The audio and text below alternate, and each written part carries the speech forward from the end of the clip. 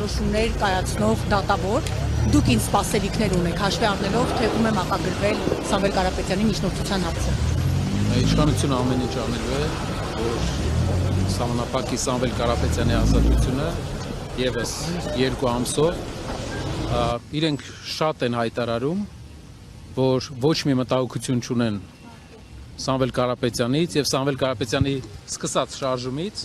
եթե իրենք ոչ մի մտահոգություն չունեն, ինչու են այսպես ակտիվ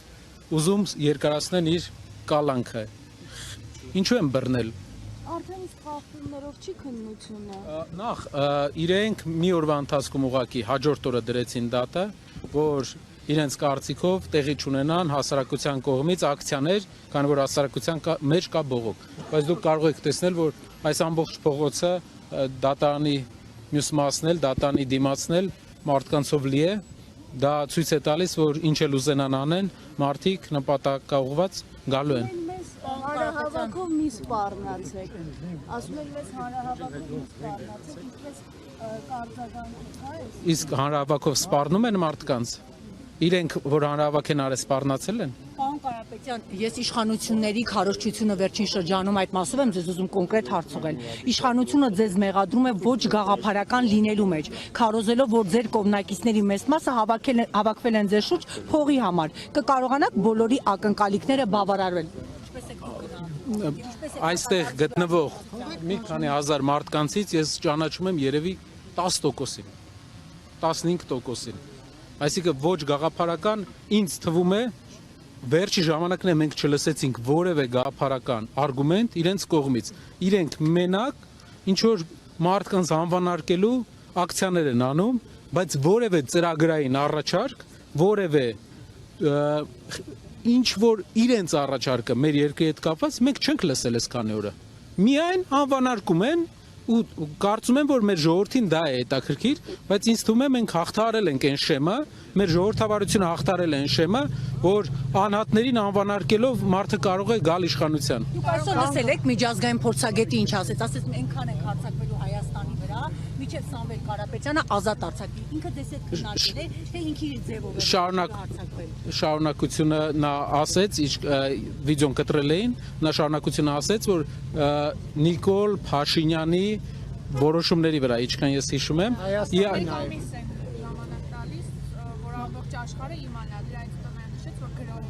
Հայաստանի վրա ոչ ոք չի կարա գրոհի, գրոհելու միայն հավասարակշռել է պետք, միայն հավասարակշռել է պետք։ Իրենք բոլորին կարող են կալանավորել, բայց ինձ թվում է բերթերում արդեն տեղ չկա ու իրենք ոնց որ նոր բան են ման գալիս, թե ինչ անեն, որովհետև իրենց այս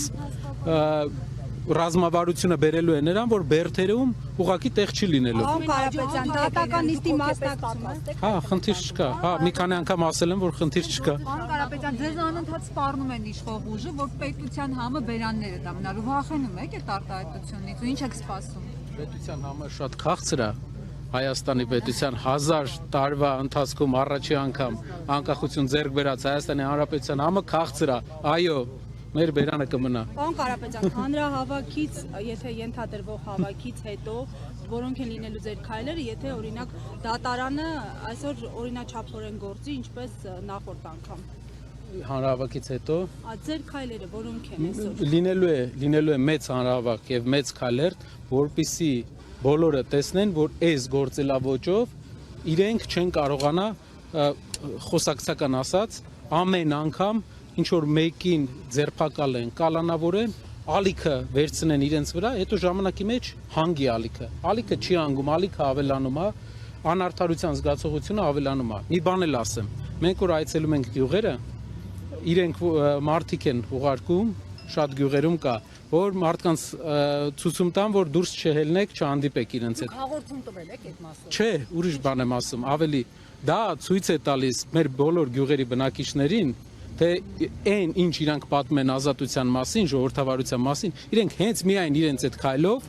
գյուղերի մեր հայրենակիցների մոտ իրենց վարկաբեկում են։ Ուզում ենք մենք մեր բոլոր հայրենակիցները տեսնեն, թե ովքեր են իրենց բոլոր խոսքերը ուղղակի խոսքեր են, ոչ մի գաղափարական հիմք ես չեմ տեսել այսքան ժամանակ։ Ինչ այսօր են ասում, 3 տարի առաջ լրիվ ուրիշ բան էին ասում, չկա որևէ գիծ, որ հատուկ է այս իշխանությանը։ Պարոն Կարապետյան, կարծիքներ կան, որ պետք է արտաքսել ձեր փաստաբանին իր այդ հայտարարության համար, որ ասել է կգրոհենք Հայաստանի վրա մինչև Սամվել Կարապետյանին ազատ արձակեն։ Այս մասով ինչ կասեք։ Պարոն Ամստերդամը շատ էմոցիոնալ, միշտ հայտնի է իր էմոցիոնալ ելույթներով, կարծում եմ, որ Դուք չտարակուսեցիք, երբ լսեցիք, որ Դե յուրաքանչյուր Հայաստանի քաղաքացու համար դա տարակուսել է, բայց մենք էլ հասկանում ենք, որ դա իր հիմնական նպատակը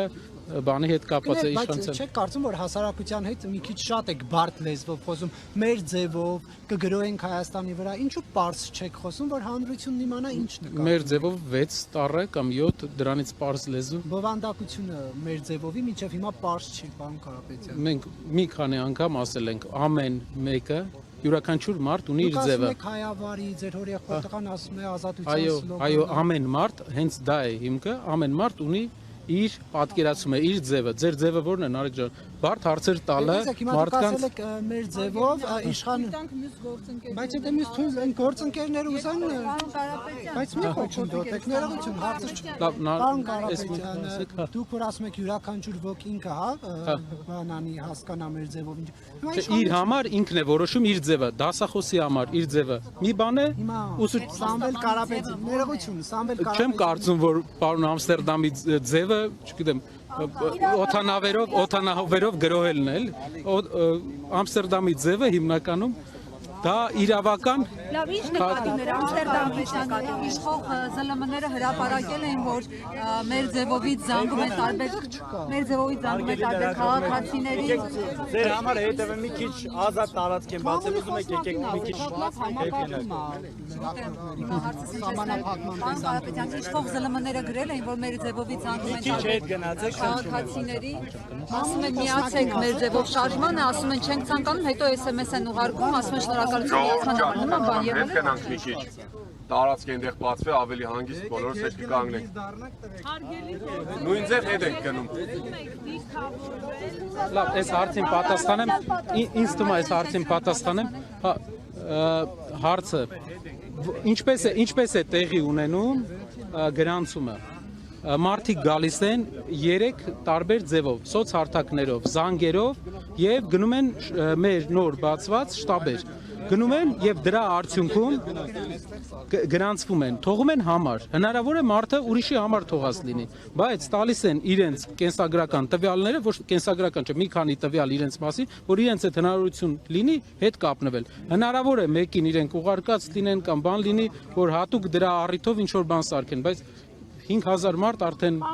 գրանցվել է եւ մենք ամեն օր տեսնում ենք, դուք տեսաք մի քանի օր առաջ կներեք, մի քիչ հետ գնանք ու բան անենք։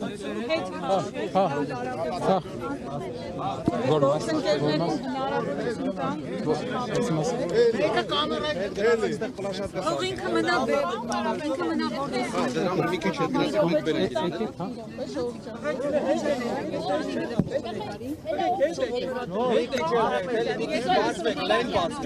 Ժոր մի վարքյան, թող օպերատորները մի գծով կանգնեն։ Կանգնացանք մենք ուղղակի դուք մեր դեպը մի վարքյան, ոչ հանդեր հասնում եք իրավիճակը ինչ անենք։ Ազատություն, ազատություն, ազատություն, ազատություն, ազատություն, ազատություն, ազատություն, ազատություն, ազատություն, ազատություն,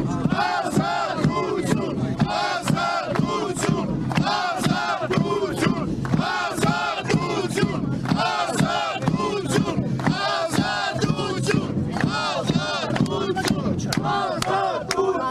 Կարապետյան, ազատության ակնկալիք երբ եք սպասում, երբ կլինի ըստ ձեզ, որ դեպքում, որովհետև ասում են նախընտրական շրջան է եւ տեսակետներ կա, որ Կարապետյանը ազատության մեջ խոչընդոտ կլինի բոլորի համար։ Կալանքը, ձերբակալությունը վախի արտահայտում է։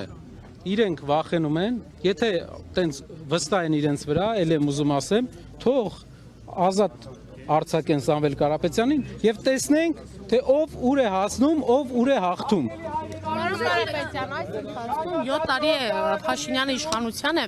եւ այդ 7 տարվա ընթացքում հայ հասարակությունը տեսել է պատերազմ, բռնի տեղահանում, տավուշի ստալասների հանձնում։ Ինչու միայն այս քրեական հետապնդումից հետո որոշեցիք ակտիվանալ եւ այսպես ասած փրկել Հայաստանը։ Ինչու դա չփորձեցիք անել 1 տարի առաջ, 2 տարի առաջ, երբ այսպես բանտերը քաղ բանտարկյալներով էլ լցված, տավուշի ստալասներ էին հանձնվում։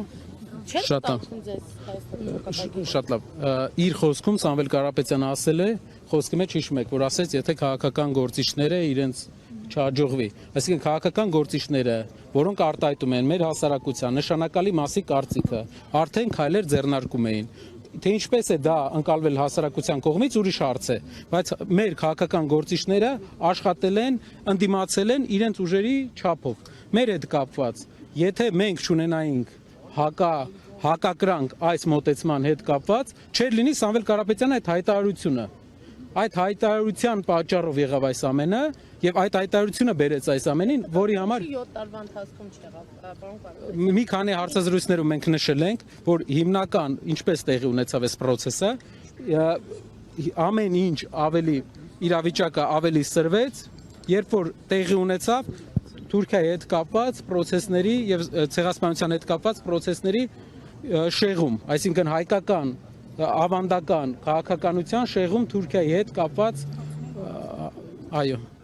Պարոն Կարապետյան, դուք ասացիք, որ ցույց եք տալու այդ ժողովրդական շարժումը, ալիքը, որը բարձրացել է Պարպեն, հնարավոր է այդ հանրահավաքից հետո փողոցային նոր շարժում ձևավորել եւ փողոցային նոր պայքար սկսել, քանի որ հենց նոր էլ ձեր խոսքում նշեցիք, որ եթե այդ շարժումները կամ պայքարի ձևը հաջողած լիներ, Սամվել Կարապետյանը այդ հայտարարությունները չէր անի, դուք էլ շարժում չէիք ձևավորի, ապագայում էլ քաղաքական թիմ չէիք ձևավորի։ Ասեմ, հայտարարությունները եղան մինչև այդ տեղեր ունենում շատ դեպքեր, որոնց հանրագումարը բերեց հայտարարությանը։ Այսինքն հայտարարությունը դա պատահականություն չէ, հայտարարությունը բոլոր այս քայլերի հետևանքն է, ինչ արել է իշխանությունը վերջի ժամանակաշրջանում։ Ինչ վերաբերում է փողոցային պայքարին, փողոցային պայքարը սկսվում է այն ժամանակ, երբ վերջանում են սահմանադրական, օրենսդրական բոլոր գործիքները հասարակության մոտ։ Երբ գործիքները տեսնենք, որ վերջացած է, փողոցը, ես մի անգամ ասել եմ, Երևանյան փողոցը իր խոսքը ասելու է։ Ձեր կանխատեսում քանի հազար մարդ դուրս կգա փողոց, պարոն Կարապետյան։ Այո, բայց մենք ունենք մեր կարծիքով, Անի ջան, մենք ունենք սահմանադրական մի քանի գործիքակազմ, որը կարող ենք օգտագործել այս process-ի մեջ։ Օրինակ որոնք են։ Դա ընտրական process-ները, եթե ազատ ընտրություններ են լինում, մենք տեսնում ենք, որ մեր հասարակության մեջ կա մեծ բողոք։ Դուք կարող եք հեշտ տեսնել դա, բոլորդ էլ հասկանում եք, որ իրադրությունը հիմա ու իրադրությունը 5 տարի առաջ արմատապես փոխված է։ Մարդիկ ճանաչել են իշխանությանը, 2 տարվա իշխանությանը 2021 թվին դեռ չէին հասցրել ճանաչել։ Հիմա ճանաչում են արդեն։ Ամեն դեպքում հավատում են իշխանությունների խաղաղության օրակարգին, որը այսօր փաստացի մոնոպոլիստական ձևով իշխանություններն օգտագործում են։ Ինչու չկա այլընտրանք այս առումով, որ քաղաքացիները օրինակ խաղաղություն չփնտրեն միայն իշխանության այսպես լանջերին։ Խաղաղության մասին ես կուզեի շատ զգույշ լինենք, խաղաղության հետ կապված ձևաչափին մեր երկրին շատ մեծ խնդրեմ է բերել զրոական կետից բանակցությունները սկսելու, զրոական կետից յուրաքանչյուր միջազգային հարաբերություններում արտահայտվելու քայլերը։ Այսինքն մեր այսօրվա վարչապետը եկել է իշխանության մի քանի ամիս հետո հայտարարել է, որ Արցախյան 30-ամյա բանակցությունները սկսում է Ինչու դա հանդուրժվեց ում կողմից։ Կարապետյանների։ Դա եթե մարդիկ դժգոհ են անցնում։ Պարոն Անդրանիկ, ճանաչում են։ Չեկու ամիս պետք է։ Նոյեմբերին անոյ Դուք հիշում եք, որ 2020 թվականին պատերազմից հետո Սամվել Կարապետյանը հանդես եկավ հայտարարությամբ, որ իշխանությունները պետք է հրաժարական տան եւ լինի նոր ընտրություն։ Իշխանությունները հրաժարական տվեցին եւ եղավ նոր ընտրություն։ Չէ, ներողություն, ես այլ բան հարցրեցի, որ Նիկոլ Փաշինյանը դեռ պատերազմը չէր սկսվել եւ ասաց, որ իմ սեփական կետից եմ սկսում, խորհրդարանում հայտարարեց։ Ինչու այդ ժամանակ այդ վտանգների մասին չբարձրաձայնվեց։ Բանակցային process-ների նյուանսներից տեղյակ է միշտ երկրի ղեկավարությունը եւ 2-3 հոգի։ Ինչ նյուանսներ կան, այդ բանակցությունների մեջ դա պարզ կլինի միայն երկրի ղեկավարին եւ 2-3 հոգու։ Մենք չէինք կարող արտահայտել կարծիք, ունենալով կարծիք չէինք կարող մինչեւ նյուանսներին չծանոթանանք, բայց ես կուզեմ ուրիշ բան էլ ասել։ Ծանոթացել եք։ Մենք ծանոթացել ենք պատերազմի առաջի օրերից։ Մի հատ եմ ուզում հիշեցնեմ, գիտեմ, որ իշխանական մի քանի падգամավոր հատուկ post են արել ու գրել են այն մասին, որ Սամվել Կարապետյանը պատերազմի սկսվելու 3-րդ օրը կոչ է անում երկու կողմերին, այո, հարգելի հայրենակիցներ, շատ կարևոր է, որ մենք հասկանանք, որ այդ ժամանակ բանակցությունների սեղանին դրված էր պայմանավորվածության, կար հնարավորություն պայմանավորվածության, եւ պայմանավորվածության հնարավորության գնդակը մեր խաղադաշտում էր։ Հայաստանը պետք է որոշեր, գնում է այդ պայմանին, թե ոչ, պահում է Հադրութը, պահում է Լաչինն ու Խարվաճառը, թե ոչ։ Այսինքն գործերը լավ չէին, հա, ձեզ նա տեղյակ էր, որ գործերը լավ չէին եւ շատ կարեւոր է, որ այդ հայտարարության հիմնական նպատակը մեր հայրենական, մեր հայրենիքի իշխող ուժն էր, որ գնար բանակցային process-ին եւ աներ այն քայլը, որը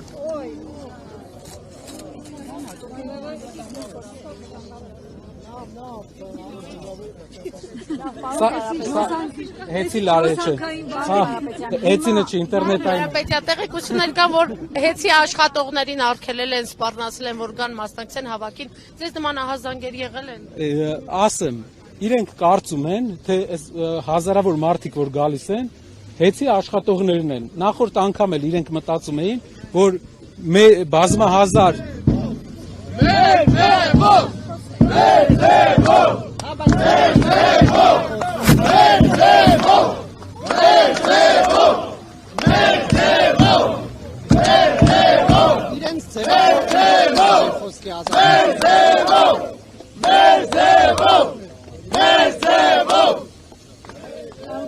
Երբ որ Ալեն Սիմոնյանին հարցրեցին մեր ձևողը ձեզ մրցակից է թե չէ, վախենում եք թե չէ, ասաց նման քաղաքական ուժ չկա,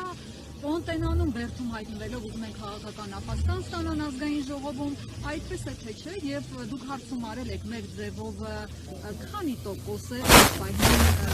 քանի տոկոս ձայների իրապ։ Եթե չեն անհանգստանում, մենք թող իրենք չվախենան Սամվել Կարապետյանից, եթե չեն վախենում Սամվել Կարապետյանից, թող ազատության մեջ լինի նա, մի շաբաթ հետո մենք տեսնենք ինչ իրավիճակ է Հայաստանի ներքաղաքական ընդհանուր դաշտում եւ ինչ իրավիճակ է մեր հասարակության մեջ։ Եթե իրենք չեն վախենում 37 վայրկյանանոց հարցազրույցի հոդվածով 6 ամիս մարդուն պահել կալանքի տակ, ինձ թվում է դա հաստատ ինքնավստահության ցուցիչ չէ, այլ մի քիչ ուրիշ բանի ցուցիչ է։ Հիմա մեղադրանքը լրացրել են,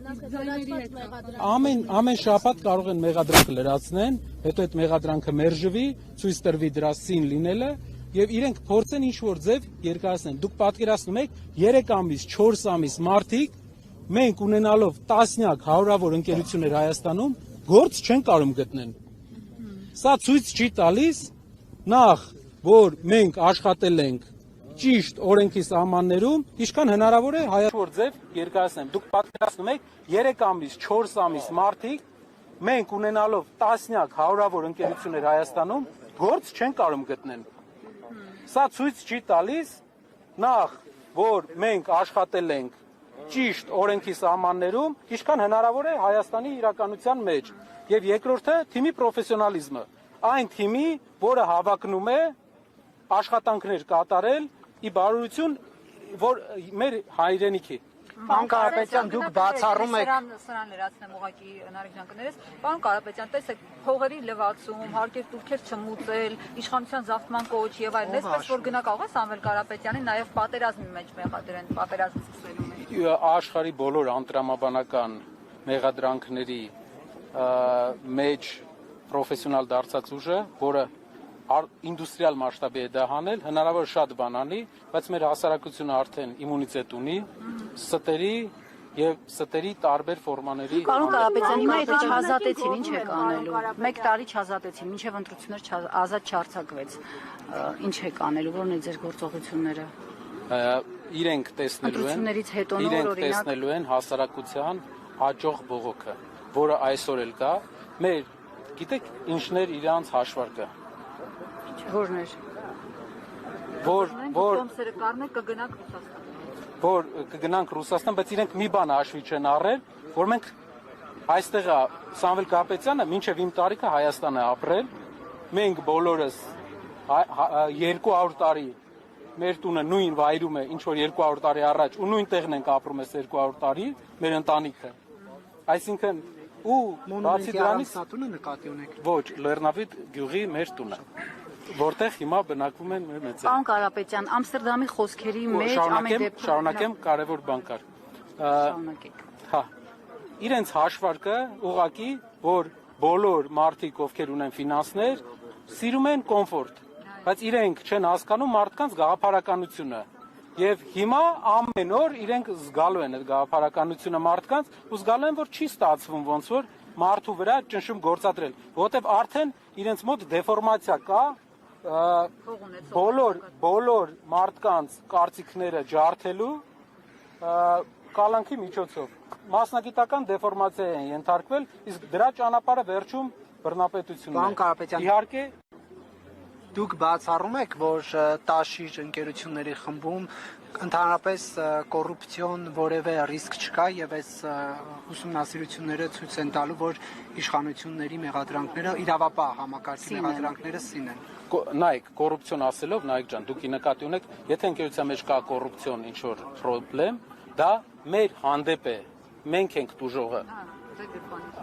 Իրենք հաշվի չեն առնում, որ երբ որ ստուգում են այն ընկերությունները, որոնք մեր են, որ մենք ենք սեփականատերը, եթե կոռուպցիոն խնդիրները չլինեն, մեր շահույթը կավելանա։